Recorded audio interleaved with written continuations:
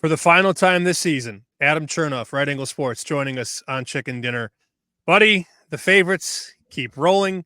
Since week 13, NFL favorites straight up are 62-15. Your reaction to that? Yeah, it's a crazy run. I would say just subjectively, Sam, some of the end game stuff has been pretty crazy the last few weeks. When you think about even last week, how that game with Denver, Cincinnati ended, where the dog is getting points in OT. Washington, Atlanta, Monday Night Football, the dog with points in OT.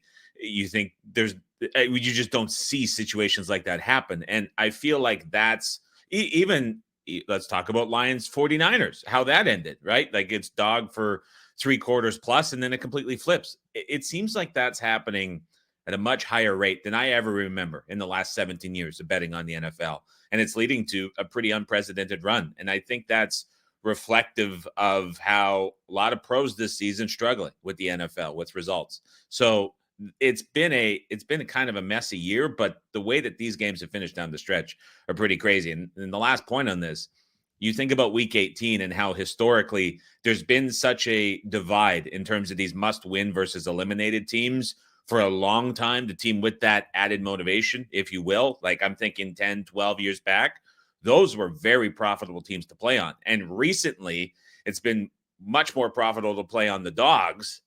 So what are we going to get this week as we get to the last 72 hours here? Are these numbers going to go even further? And then are you going to be able to take some of these dogs that may be bigger, more inflated prices because of how these favorites have been winning? It's a very interesting final week. I hate the card. I know you're going to give us a bet at the end. I don't know how much you've played yet. It's usually a minimum week for me in terms of action. I did lay a little 205, 210 on Derrick Henry to score a touchdown, which I think should be much higher because he gets $500,000 if he does score. I think that number should be closer to minus 300, but we'll see how that goes. Ooh. I do have to ask you about this awesome football game on Sunday night, Minnesota and Detroit. It got flexed up. Detroit opens 3. We're sitting 3 at a bunch of places, but we do have some 2.5s, Pinnacle, South Point. You got one at Bet Online right now. How do you handicap 363 Minnesota at 364 Detroit? Well, hold on. You said flexed up. Is this not a flex down to the latest time slot of the entire week? Is this not a flex down, Sam? Flexing it into the national spotlight would be up. Okay. That's a wise comeback. I put you on the spot there. I like that rationale. Awesome game that we're going to get on Sunday Night Football. Can the Lions get stops? Absolutely the biggest question. The 49ers were kind of getting whatever they wanted there, that game on offense. Turnovers bailed out the Lions. It's been like that the last couple of weeks.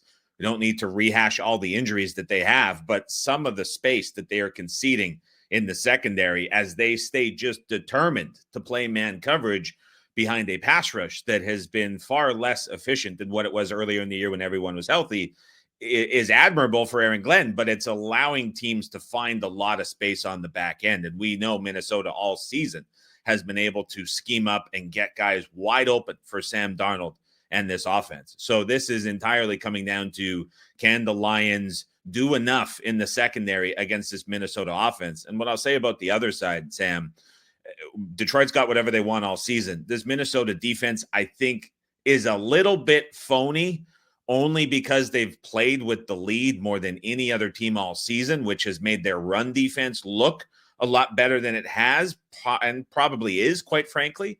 And so Dan Campbell and this Lions offense has been very aggressive, taking the ball to start games to try build a lead so they can play from ahead, to lean on that run game. And in this game, I think that's paramount. I'm stating the obvious here, but with Ivan Pace back, the Vikings were able to do a little bit more defensively last week, and it kind of frees up things in the secondary. So perhaps a little bit more willingness to gamble from Brian Flores, who turned down the blitz rate. Maybe turns it up a little bit more and tries to gamble and get off the field in some key junctures. But this is going to be an awesome game. Obviously, very high scoring with the total. Looking forward to this one, but no bet for me, side or total in this one. You do have a bet, and you've given us 24 this year on the show. 13 wins, 11 losses, up on the season. Hell yeah, did it again. You battled, you fought, you clawed. You're going to play this one, 347 and 348. Chargers at Vegas.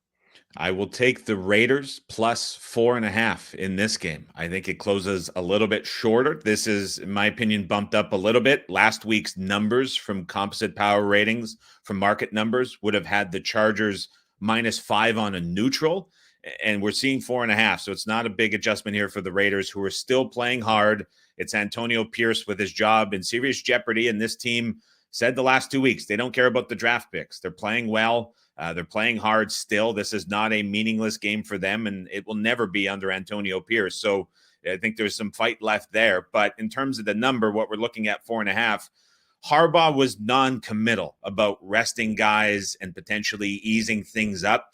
A lot of this has to do with the seeding, which we're going to find out from Pittsburgh, Cincinnati, with that game playing in front of them on Saturday. So if we see a Steelers win, because of the tiebreak scenario, this is probably going to come in a little bit further as well. So I'll take the 4.5 points here and hope the Raiders on offense try to get Bowers over the record, try to get him a ton of targets. Should be enough the way that they're playing to stay within this number. And if we get lucky with how things fall Saturday, perhaps this comes in a bit as the Chargers approach the game plan a little bit differently as well. The only thing we didn't get this season is you bringing the Oreo footlong. Well, I thought you were going to bring it today. That's what I was waiting. We had the shirt colors matched coincidentally, and I was like, this is shaping up. You honestly don't have it? I have a bottle of water for you. Wow. That's all I have. Well, hopefully the Raiders on Sunday end the segment in a less disappointing fashion than what we just went through. Thank you again for all you did this season. You take a deep breath. You made us money again, and we will see you week 1, all things pending, in 2025. Thanks, Adam. Thanks very much, Sam, and thanks to everybody who's watched the clips all season long. Looking forward to the playoffs, and we'll chat to you all soon.